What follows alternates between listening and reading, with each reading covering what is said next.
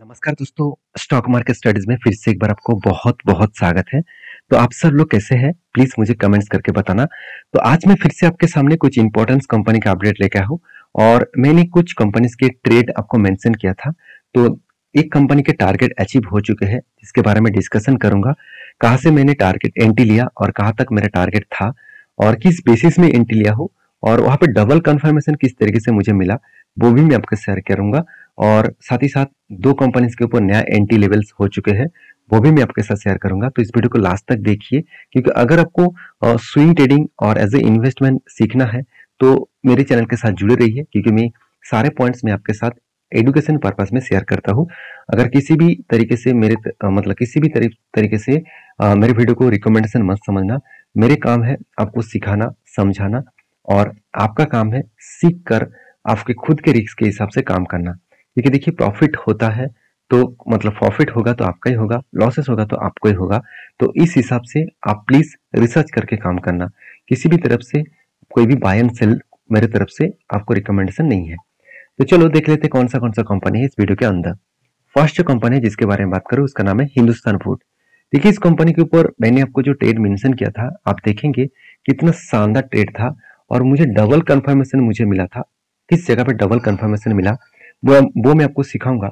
और आप वहाँ पे वो चीज अगर आप सीख लेंगे तो आपको डर नहीं लगेगा कि बहुत टाइम क्या होता है, थोड़ा सा करेक्शन होने के बाद बाइंग, मान के चलिए यहाँ पे बाइंग एंट्री है और बाइंग होने के बाद थोड़ा सा ऊपर जाने के बाद करेक्शन हो गया, तो बहुत सारे लोगों को ये लग रहा है कि यहाँ पे जो टारगेट है वो टारगेट तक नहीं जाएगा। ऐसे बिल्कुल नहीं।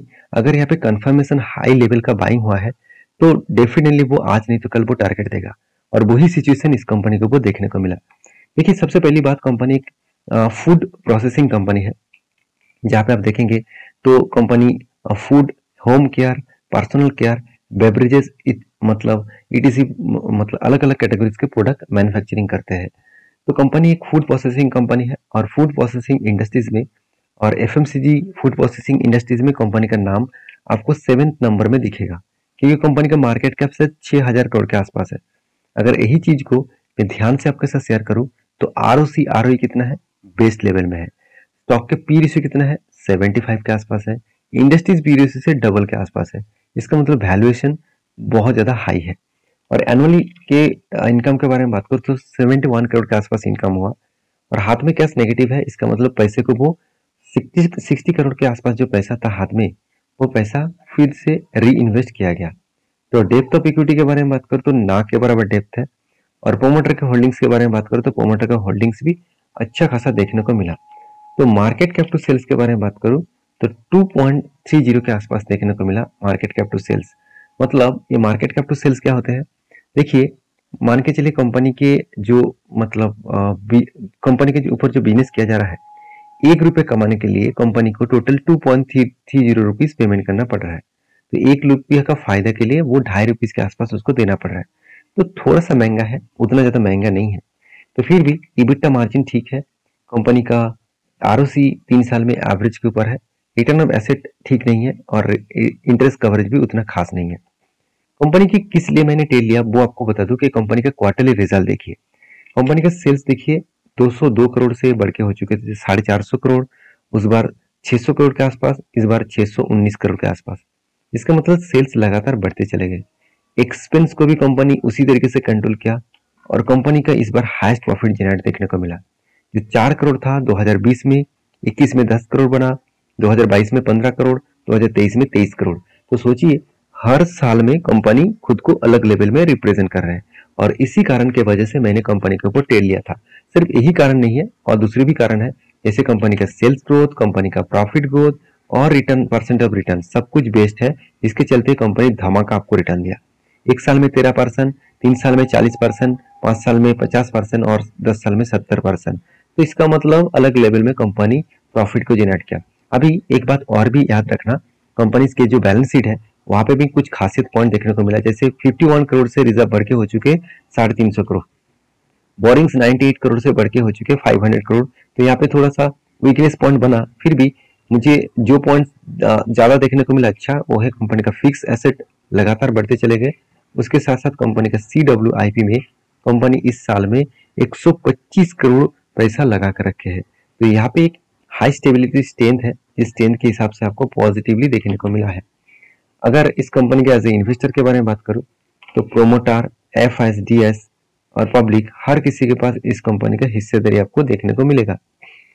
तो कंपनी के मतलब इन्वेस्टर के बारे में बात करूं तो प्रोमोटर के पास सबसे ज्यादा होल्डिंग्स है, 64.85% के आसपास होल्डिंग्स है। देखिए म्यूचुअल फंड ने पहले तो कुछ भी होल्डिंग्स नहीं करता था, लास्ट कुछ लास्ट कुछ फ्यू क्वार्टर्स में कंपनी ने क्या किया, बाय किया, म्यूचुअल फंड ने बाय किया।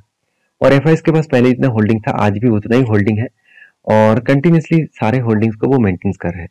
और रही बात म्यूचुअल फंड के बारे में मैं बात करूं तो लास्ट कुछ फ्यू मंथ्स में कंटिन्यूसली देखिए बाइंग किया गया, ऐसे नहीं कि कोई भी सेल ऑफ हुआ, बाइंग कंटिन्यूसली हुआ है, जिसके चलते हुए एक अच्छा खासा चार्ट पैटर्न क्रिएट हुआ था। ध्यान से इस चार्ट पैटर्न को देखना, यहाँ पे जो मैं आपको सिखाऊंगा वो आपका लाइफ टाइम एक स्टडी हो सकते हैं।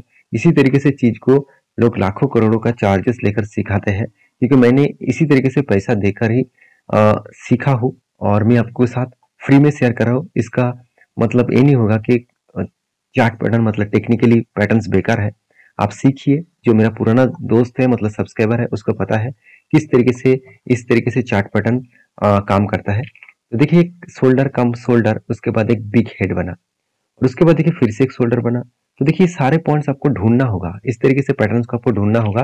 कहाँ पे शोल्डर कम, मतलब इसको बोला जाता है reversal head and shoulder pattern. कुछ जगह पे इस तरीके से पैटर्न बन सकते हैं। अगर बने तो आपको क्या करना है, किसी भी जगह पे अगर ब्रेकआउट हुआ, देखिए मान के चलिए यहाँ पे क्या हुआ, इस लेवल में ब्रेकआउट हुआ और इस कैंडल ने कंफर्मेशन कर दिया, मैंने आपको मार्किंग भी किया था। और यहाँ पे ब्रेकआउट होने के बाद कंफर्मेशन, और टारगेट कहाँ तक था, टारगेट था 660 रुपीज के आसपास। तो 660 रुपीज के आसपास टारगेट था। तो यहाँ पे मुझे एक बार कंफर्मेशन मिला इस जगह पे, इस पैटर्न के हिसाब से। दूसरा कंफर्मेशन कहाँ पे मिला, देखिए यहाँ पे एक कैंडल, दूसरा कैंडल और यहाँ पे तीसरा कैंडल, ये तीनों कैंडल का अगर जोड़ दूं तो करीबन 28% के आसपास टारगेट बना था। मैं आपको बहुत बार बोल चुका हूँ, जब कोई दो तीन एक कैंडल के अंदर भी अगर इस लेवल से इस लेवल तक अगर 20% के ऊपर कोई भी ट्रेड बने तो आपको हमेशा इंतजार करना पड़ेगा, जब वो नीचे रेंज में टच करेगा तब एंट्री बनेगा। तो फर्स्ट मेरा एंट्री यहाँ पे था, मैंने एंट्री यहाँ पे लिया और टारगेट यहाँ तक हुआ, फिर से मैंने सेकेंड एंट्री यहाँ पे लिया और मेरा टारगेट यहाँ तक हुआ। तो देखिए दो बार एंट्री बना और दो बार जो टारगेट बना है वो 28% के आसपास। तो सोचिए कितना टारगेट शानदार तरीके से बना है। तो मैं आपको बार बार इसी चीज को सिखाता रहूंगा। तो मेरे वीडियो अगर अच्छा लग रहा है तो प्लीज एक लाइक जरूर कर देना, क्योंकि आपका लाइक मुझे बहुत मोटिवेट भी करता है।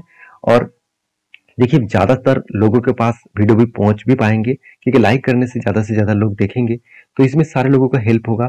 क्योंकि देखिए मेरा मकसद यही है कि मैं इंडियन हूँ, आप भी मतलब इंडियन है, भारतीय है, तो हर भारतीय का एक ही फर्ज बनता है कि देश को खुद की कुछ ना कुछ हिस्सेदारी देश के ऊपर काम पे लगे, मतलब कुछ पैसा देश के ऊपर लगे, जो पैसा इंडिया के ग्रोथ करने के लिए काम पे आए। तो आप भी यही चाहते हैं तो प्लीज एक लाइक जरूर कर दीजिएगा और कमेंट्स करके जरूर लिखिएगा आपका क्या राय है। नेक्स्ट जो कंपनी है जिसके बारे में बात करूं उसका नाम है एफएल इंडिया लिमिटेड। देखिए एफएल इंडिया के ऊपर मैं बहुत बार आपके साथ चर्चा किया हूं। मैं इस कंपनी के ऊपर एक पॉजिटिवली जरूर थिंकिंग रखता हूं, क्योंकि कंपनी का हर दिशा में पॉजिटिवली पॉइंट आपको देखने को मिलेगा। कंपनी के देखिए मार्केट कैप कितना 14,000 करोड़ के आसपास है, छोटा सा कंपनी है फिर भी कंपनी में दम है। कंपनी का आरओसी आरओई बेस्ड है, हाँ थोड़ा सा पी रेशियो थोड़ा सा हाई है और कंपनी का डेट ना के बराबर है, हाथ में कैश भी है, इनकम भी अच्छा खासा कर रहा है, प्रोमोटर के पास होल्डिंग्स भी अच्छा खासा है। और रही बात कंपनीज के जो डेटोस डे, अगर मैं इसी चीज को मैं आपको रेशियोज के हिसाब से दिखा दूं तो देखिए कैश कन्वर्जन साइकिल्स जो बन रहा है डेटोस डे में, तो इसका मतलब पहले समझ लीजिए। कैश कन्वर्जन साइकिल्स का मतलब है, मान के चलिए मान के चलिए मैं 100 रुपया इन्वेस्ट किया बिजनेस के पर्पस में, और वो 100 रुपया प्रॉफिट होकर लॉस होकर कुछ भी होकर मेरे पास वापस कितने दिनों में आ रहा है। मान के चलिए बिजनेस करने के बाद 110 रुपया टोटल बना, तो मुझे तो 10 रुपये का फायदा होगा। ये सारे पैसा मेरे पास कब आ रहा है, इसी को कहा जाता है कैश कन्वर्जन साइकिल्स। तो इस साइकिल्स का टाइम पीरियड कितना है, जितना जल्द से जल्द हाथ में पैसा आएगा उतना ही खास बनेगा। तो यहाँ पे देखिए ऑलमोस्ट 2 मंथ लग रहा है इस साइकिल्स को कंप्लीट करने में। तो इसका मतलब डेटोस डे का मतलब यही होता है कि जो पैसा मैंने इन्वेस्ट किया वो पैसा घूम फिर कर कितने दिनों में मेरे पास आ रहा है। तो डेटोस डे में 62 डेज लग रहा है, तो थोड़ा सा यहाँ पे टाइम थोड़ा सा ज्यादा लग रहा है। तो कंपनी के क्वार्टरली रिजल्ट के बारे में बात करूं तो 2020 में सिर्फ 90 करोड़ के आसपास सेल था। तो 2021 में 150 करोड़ के आसपास सेल हुआ। 2022 में 300 साढ़े 300 करोड़ के आसपास सेल हुआ। 2023 में करीबन 400 करोड़ के आसपास सेल हुआ। तो ओवरऑल कंपनी के एक्सपेंस भी कंपनी मेंटेन किए और कंपनी अलग लेवल का प्रॉफिट किया। 19 करोड़, 36 करोड़, 55 करोड़, 66 करोड़। तो हर साल में जो कंपनी इतना शानदार तरीके से खुद को रिप्रेजेंट कर रहा है, क्या उस कंपनी के ऊपर डरना चाहिए? मेरे हिसाब से तो नहीं, आपके हिसाब से है तो मुझे जरूर कमेंट्स करना। हाँ, बहुत सारे फैक्टर्स आ सकते हैं, मार्केट अनसर्टेनिटी हो सकते हैं, बहुत सारे फैक्टर्स के कारण शेयर में करेक्शन हो सकते हैं। ऐसे नहीं कि कंपनी में करेक्शन हो रहा है और कंपनी का परफॉर्मेंस अच्छा है तो कंपनी को आप बेकार कह देंगे, ऐसे मत कहिए। क्योंकि कंपनी का अगर परफॉर्मेंस ठीक है और मार्केट के प्रेशर के कारण, ग्लोबली मार्केट के प्रेशर के कारण अगर कंपनी के ऊपर करेक्शन हो रहा है तो वो आज नहीं तो कल फिर से वो खड़ा होंगे और इसी फायदा को आपको उठाना चाहिए जब करेक्शन होगा। तो रही बात कंपनी के म्यूचुअल फंड वाले के बारे में बात करूं तो लास्ट कुछ फ्यू डेज में कंटिन्यूसली इसके ऊपर क्या हो रहा है, बाइंग हो रहा है, कंटिन्यूसली बाइंग होता जा रहा है। अगर मैं इसी चीज को एज ए चार्ट पैटर्न के हिसाब से दिखा दूं तो मैंने आपको ये भी बताया कि शोल्डर कम हेड बना, उसके बाद शोल्डर 2 बार बना और उसके बाद ब्रेकआउट भी हुआ और इस कैंडल ने कंफर्मेशन भी कर दिया। तो मैंने आपको ये बताया कि मेरे एंट्री लेवल कुछ इस लेवल में है और मैंने जब नीचे आया और भी क्वांटिटी ऐड यहाँ पे कर चुका हूँ और भी नीचे आएगा तो क्वांटिटी ऐड करूंगा। क्योंकि जब कोई कंपनी कंटिन्यूसली 2 बार करके शोल्डर बनाने के बाद ब्रेकआउट होता है तो यहाँ पे हायर एक कंफर्मेशन मिल जाते हैं। तो हायर कंफर्मेशन के कारण मैं स्टेट को कंटिन्यू करना चाहूंगा और मेरा जो टारगेट बनेगा वो 21% के आसपास और टारगेट बन सकते हैं 1340 के आसपास। तो देखा जाएगा क्या होने वाला है। तो जब टारगेट बनेगा तो मैं आपके साथ शेयर भी करूंगा और मेरे हिसाब से टारगेट जरूर बन सकता है। 100% श्योर नहीं हूँ, फिर भी चांसेस ज्यादा है क्योंकि इसका प्रीवियस हाई है, उसी के नीचे टारगेट बना तो हायर चांसेस है वो लेवल तक वो जरूर लेके जाएंगे। क्योंकि इस तरीके से मैं बहुत बार ट्रेड आपके साथ में शेयर किया था और वो ट्रेड अलग लेवल में टारगेट भी हुआ, आप सभी जानते हैं। अगर आपको टारगेट और इस तरीके से टेक्निकली चार्ट पैटर्न जानना है, देखना है तो मेरे चैनल को सब्सक्राइब करिए और टेलीग्राम को भी ज्वाइन करिए। लास्ट जो कंपनी जिसके बारे में बात करूँ उसका नाम है डिक्सन टेक्नोलॉजीज। देखिए डिक्सन टेक्नोलॉजीज एक देखा जाए तो एक ऐसी कंपनी है जिसका अपकमिंग कुछ ईयर्स में हाई लेवल का ग्रोथ होने का चांसेस है। क्योंकि जो पीएलआई स्कीम है उस पीएलआई स्कीम में इस कंपनी को डायरेक्टली फायदा मिला। साथ ही साथ शाओमी जो चाइना के सबसे बड़ा कंपनी है, जो ओप्पो, वीवो, रियलमी, नोटमी इस तरीके से फोन बनाते हैं, वो ही चाइना के सबसे बड़ा कंपनी शाओमी वो इस डिक्सन टेक्नोलॉजी के साथ बिग डील किए हैं कि इसके साथ जुड़कर वो जो मोबाइल का जो स्मार्टफोन है वो बनाने वाला है इंडिया में। तो सोचिए डिक्सन टेक्नोलॉजी का अपकमिंग कुछ ईयर्स में किस लेवल में ग्रोथ होने वाला है। तो इस कंपनी की खासियत मैं आपको बता दूं, कंपनी का कर्जा तो कम है, इनकम अच्छा है, आरओसी आरओई बेस्ट है, मगर एक पॉइंट कंपनी के ऊपर बिग वीकनेस है। वो क्या है? कंपनी का पी रेशियो। कंपनी के पी रेशियो के बारे में बात करूं तो एक टाइम पी रेशियो चला गया था 180 के ऊपर और कंपनी का करंट जो पी रेशियो है वो कितना है? 120 के आसपास। इसका मतलब इस बात को आपको इस तरीके से समझना पड़ेगा कि कंपनी का पी रेशियो आज आपको शायद कम दिखे मगर एवरेज पी रेशियो के हिसाब से कंपनी का पी रेशियो हाई है। इसका मतलब कंपनी एक ओवर वैल्यूड कंपनी बन चुके हैं। तो थोड़ा सा करेक्शन देखने को मिल सकता है। तो कंपनी के क्वार्टरली रिजल्ट के बारे में बात करूं तो सेल्स अलग लेवल में कंपनी रिप्रेजेंट किए। हर साल के क्वार्टर्स का आप देखेंगे तो 500 करोड़, 1800 करोड़, 2800 करोड़, 3200 करोड़। तो इस तरीके से कंपनी ने क्या किया? अलग लेवल में खुद को प्रेजेंट किए। और रही बात कंपनीज की जो नेट प्रॉफिट का, उसके बारे में बात करूं तो कंपनी सारे एक्सपेंस को मेंटेन करने के बाद कंपनी इस बार टोटल जो प्रॉफिट किया, देखिए 2020 में 2 करोड़ का प्रॉफिट हुआ था, 2021 में 18 करोड़, 2022 में करीबन 45 करोड़ और 2023 में 67 करोड़ के आसपास प्रॉफिट किया। इसका मतलब आप ये बोल सकते हैं कि कंपनी कभी भी आज तक प्रॉफिट को कम नहीं किया, कंटिन्यूसली उसको बढ़ाते चले गए और इसी हिसाब से कंपनी का रिजर्व भी बढ़ते चले गए, कंपनी का फिक्स एसेट भी बढ़ता चला गया। इस बार हाईएस्ट फिक्स एसेट देखने को मिला, हाईएस्ट रिजर्व देखने को मिला और लोएस्ट कर्जा देखने को मिला। आप कहेंगे सर लोएस्ट क्यों? क्योंकि देखिए पिछली बार की तुलना से इस बार कंपनी का कर्जा कम हुआ है और कंपनी इस बार 120 करोड़ के आसपास पैसा बिजनेस के ऊपर लगा चुके हैं। जो पैसा घूम फिर कर कंपनी के बिजनेस के ऊपर ही लगेगा और उसका ही फायदा होगा। तो एज ए इन्वेस्टर उसके बारे में डिस्कशन करूं तो म्यूचुअल फंड में कंटिन्यूसली देखिए बाइंग किया जा रहा है। से जून मंथ में सेल अप किया, उसके बाद देखिए कंटिन्यूसली बाइंग किया जा रहा है, क्योंकि जब इतने बड़े से बड़े डील कंपनी के साथ हो रहा है तो हर कोई व्यक्ति इस कंपनी के ऊपर रहना चाहेंगे। और रही बात कंपनी के चार्ट पैटर्न्स का, तो देखिए मैंने एक एंट्री आपको मेंशन किया था, शोल्डर कम हेड कम शोल्डर बना, उसके बाद एक शानदार तरीके से ब्रेकआउट भी हुआ। यहाँ पे ब्रेकआउट हुआ और इस कैंडल ने कंफर्मेशन कर दिया, तो मैंने इस कैंडल के ऊपर एंट्री लिया हूँ और मेरा जो टारगेट बनेगा वो टारगेट बनेगा करीबन करीबन 6669 तक। तो इस लेवल तक टारगेट बनता है तो 40% के आसपास टारगेट बनेगा। तो मैं उस दिन के लिए उस टाइम के लिए इंतजार कर रहा हूँ, बाकी देखा जाएगा क्या होने वाला है। हाँ, मैं कुछ छोटे मोटे क्वांटिटी 6266 इस जगह पे मैं कुछ क्वांटिटी को एग्जिट करूंगा, क्योंकि इस कंपनी का लाइफ टाइम हाई यहाँ पे है और उसी रेंज को वो रिटेस्ट करेंगे। तो यहाँ से अगर बिग क्रैश हुआ है तो यहाँ पे भी थोड़ा सा करेक्शन हो सकता है, तो देखा जाएगा। वहां तक पहुंचने तो दीजिए, उसके बाद मैं खुद वीडियो बनाकर आपको शेयर करूंगा क्या करने वाला हूँ। अगर डायरेक्ट फ्लो में ही इस तरीके से टारगेट दे दे तो मैं एग्जिट क्यों करूंगा, यहाँ पे एग्जिट करूंगा।